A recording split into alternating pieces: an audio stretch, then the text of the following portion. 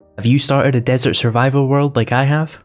Or maybe you've just spawned in a really big desert biome. Either way, in today's video I'm going to be telling you my top 10 tips for surviving in the desert in 7 Days to Die, and by the end you should be able to survive with your eyes closed. If you enjoyed today's video, leave a like, but with that out of the way, let's get into my top 10 tips for surviving in the desert biome. Tip number 1 is environmental preparedness, which is a fancy way of saying get ready to lose your early game buff. If you weren't aware, when you first spawn in 7 Days to Die, you will receive an environmental protection buff.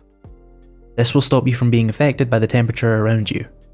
In case you're new to 7 Days to Die, if you're in a hot climate, you will start to overheat. Overheating makes you use more water. If you're wondering what happens at the other extreme, when you're freezing, you use more food.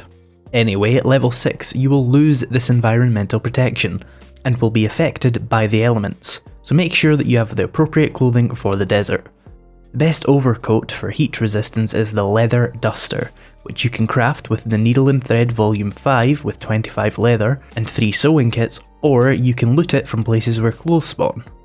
Also, keep an eye out for cowboy hat and ball cap mods for helmets, and cooling mesh mods for armor, as these will increase your resistance to heat. There are also some other ways to resist heat. You can use the well insulated perk in the fortitude tree to receive 20 points of insulation against temperature effects, and to limit the effects that overheating or freezing have. Also, Volume 1 of the Fireman's Almanac perk book series will give you a 10% resistance to hyperthermal effects. Hyperthermal being heat, as opposed to hypothermal, which is cold. Should you fail to prepare for the incoming heatwave, you will start to use a lot more water than usual, but the desert can give you some help with that. Tip number 2 is Yucca Juice. Water sources may be scarce in the desert, but fortunately there is still plenty to drink. Look for these weird bush things. These are yucca plants, and before you start typing about how I'm saying yucca/yucca wrong, I don't care. Yucca plants will drop 1 yucca fruit. If you gather up 2 of these yucca fruits and find a glass jar, you can head over to a campfire and craft some yucca juice. Yucca juice provides 70% more hydration than regular boiled water. It can be crafted without needing any actual water sources, and it takes a quarter the time to cook compared to boiled water, so don't even bother with drinking boiled water in the desert when you have such easy access to a much better drink anyway. If you really want a lot of yucca, you can use the Living Off the Land perk from the fortitude tree to get 3 yucca from each plant.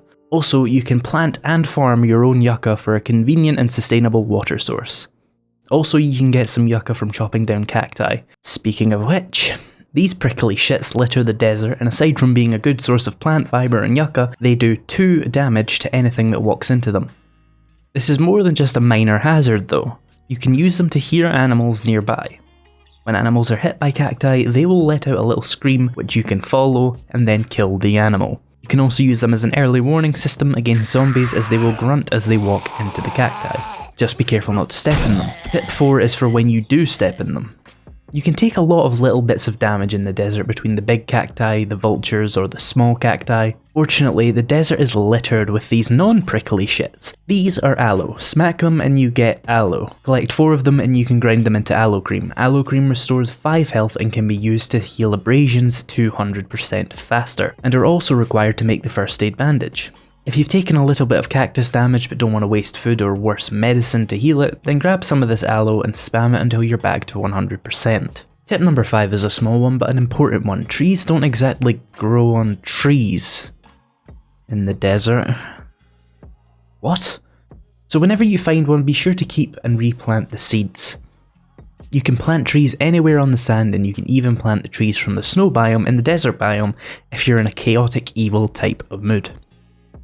Tip number 6. Cotton, chrysanthemum and goldenrod flowers are all plants that are very important in 7 Days to Die.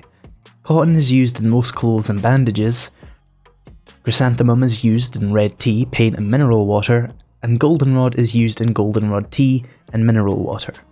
And mineral water is the best drink in the game, providing 3 times as much hydration as boiled water and 2 times as much hydration as yucca juice. Unfortunately, none of these plants grow in the desert.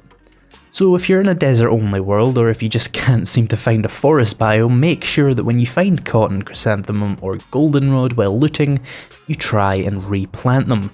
I have a video that goes in depth about farming popping up on the top right if you want more info on that. Before we move on to tip 7, I'm jumping in to remind you that if you're enjoying the video, hit that thumbs up and subscribe with notifications turned on if you want to stay up to date on all my 7 days to die tutorials and guides. Tip number 7. You may have heard that the desert biome is the only place where oil spawns, and that is true. You may then be wondering, how do you find it? And the answer is simple. Look for this specific type of rock on the surface or underground and use a pickaxe. Then take the oil shale you get from it to a chemistry station to make gasoline for vehicles. Every biome in 7 Days to Die has its unique set of predators. The forest has wolves and bears, the snow biome has mountain lions, bears and dire wolves, and the wasteland has zombie dogs and zombie bears. But the desert has snakes, vultures and coyote? Yellow dogs. It has yellow dogs. Tip number 8 is dedicated to the snakes. Snakes are small and well camouflaged for the desert, but you can hear their distinctive rattle if you're paying attention. Snakes will do 10 damage to a player with no ammo, meaning they can be a real threat if you've just spawned in. Fortunately, they only have 10 health, meaning you can kill them with just your bare hands in 1 to 2 hits. They have a very wonky hitbox though, so be sure to really aim that cross over their body. Snakes drop a base 10 meat, 5 bones and 2 leather when harvested with a knife. Also, snakes can fucking jump. Tip number 9 is dedicated to the yellow dog. These little dogs roam the desert alone. You can hear their distinct howls if you listen closely. They have 100 health and they can do 10 damage to an unarmored player. If the dog sees you, it will try to attack, but it has very unique behaviour in 7 Days to Die in which, if you attack it back, it will try and run away. Then it will wait a few seconds and try and attack you again. As a little pro tip, if you hit it with a knife, you will inflict bleeding damage, which will cause it to run away farther as it thinks it's still being chased, allowing you to run away.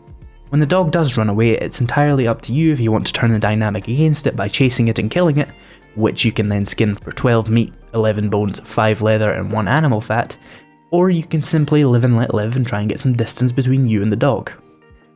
A couple of interesting things to note about the dog is that it has a neutral relationship with snakes and vultures.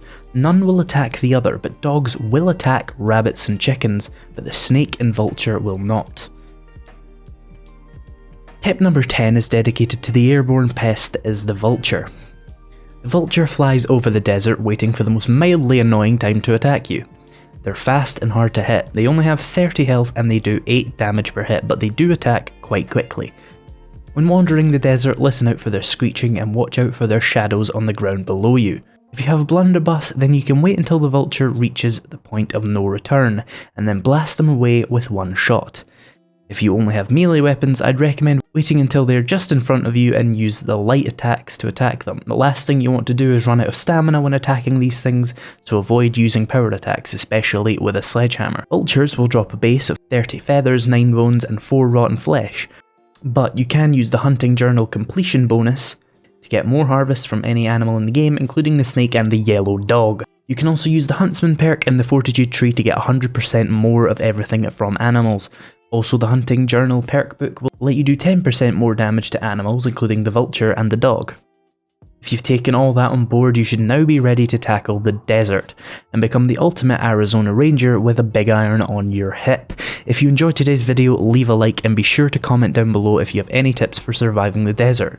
If you want to see more videos like this, remember to subscribe and turn notifications on. But with that guys, thank you so much for watching and I'll see you in the next video.